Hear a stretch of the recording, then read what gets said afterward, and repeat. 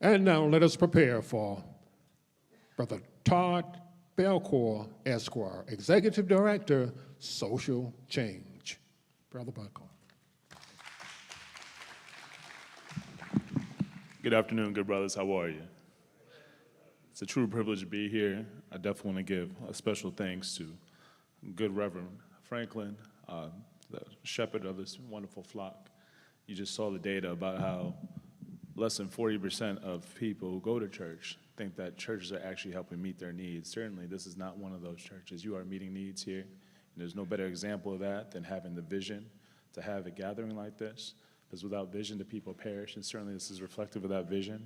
I'm going to say thank you, of course, to Reverend Davis as well, and Deacon Gilpin, and all the people responsible for making this vision come to fruition, because we certainly need a Black Men's Congress, and we certainly need gatherings like this where we can not only share our thoughts and our experiences, but also fellowship, break bread, experience some of the joy, and share expertise and paths forward to make sure we can have a stronger union. I'm going to tell you a little bit about what I've done, and then I'm also going to do, like the good mayor did, tell you also who I am. So what I've done, I am a 6-time national award-winning lawyer. I've advocated on issues that are important to community related to education, housing, criminal justice reform, a law professor, law lecturer. Went to Northwestern Law School. I have a national nonprofit called Social Change, Committed to Liberation. But those are things that I've done. I think it's more important to tell you, especially as we talk about the young people in the room, who I am, and that's kind of going through where I've come from. And who I am is the youngest of 4 from my single mother.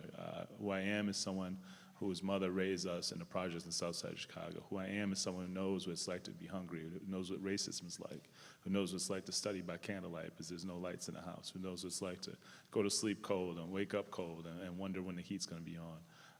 Who I am is I know what couch surfing is like. Who I am, I know what it's like to be arrested and have guns pointed at me by police. These are things that are important for people to kind of frame experiences. So when you say, well, it's a lawyer, I mean, they had pie in the sky, all that stuff, just like the good doctor before you, I am also not supposed to be here. I'm also not, but that is our story. That is the Black experience in America. So all you young people here, please keep pushing, please keep thriving, please continue to find more mentors, work with your family, and kind of continue to pursue your dreams, because you are a marvel, and you are a miracle worker every day, and everything that you do is something that not you just need, not just your family needs, but the entire world is waiting on you to fulfill your potential. But there's people who need you, who you even haven't had the privilege of meeting quite yet. So I want to make sure I share that. Now to the work. Social change is committed to liberation. And people say, liberation, what's that mean? It's a term of art. It's not. We are not free in this country. And I don't think we are free as long as we have to worry about our elders getting to and from without something happening to them. We're not free as long as the doctor said earlier that we are more likely to die and have our life snatched from us earlier than most of our counterparts who are white or Latino even. We're not free as long as we have politicians choosing who their voters are versus voters choosing their politicians. We're not free until we have control over our blocks, over our cities, over our communities. So that's what we work for and work towards at Social Change, liberation in that context, making sure we have true freedom and that being power. And as the good mayor just mentioned a bit ago, you can't have power, you can't change the outcomes until you change the rules.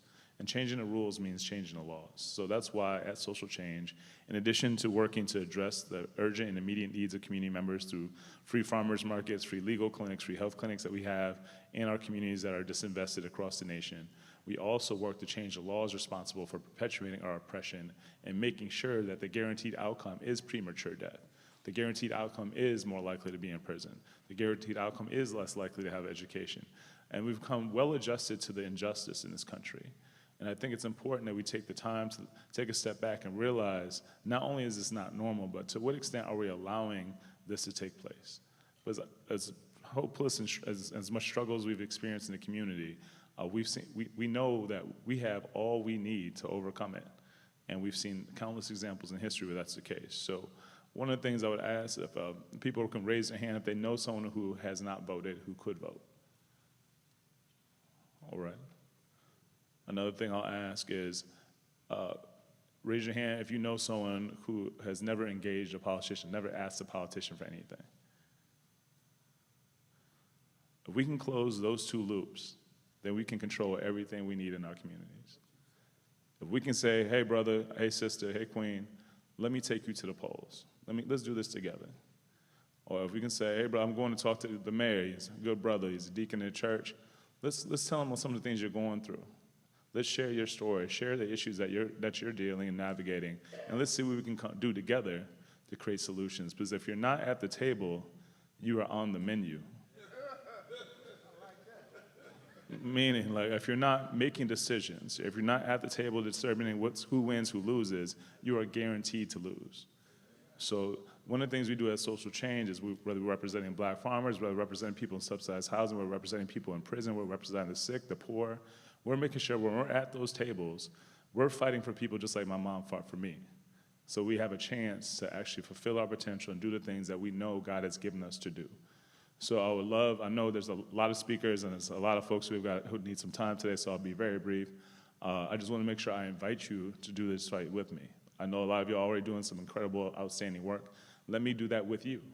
Let me learn from you. Let me walk with you. If there's things I can do to add or amplify or accelerate what you're doing, awesome. If there are things I can just learn from you, I need to learn from you as well. So please allow me to be a fellow traveler with you.